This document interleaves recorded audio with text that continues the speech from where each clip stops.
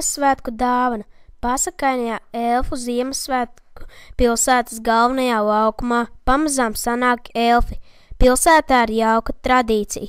Visi elfi savas dāvanas sanes un noliek zem lielās egles vai iekar eglē. Lielas un mazas kastītes, dažādās krāsās, sārkanas un dzeltenas, baltas un zilas, zaļas un rozā, pārsiets ar tikpat krāsainām lentām, gaida savus saimniekus.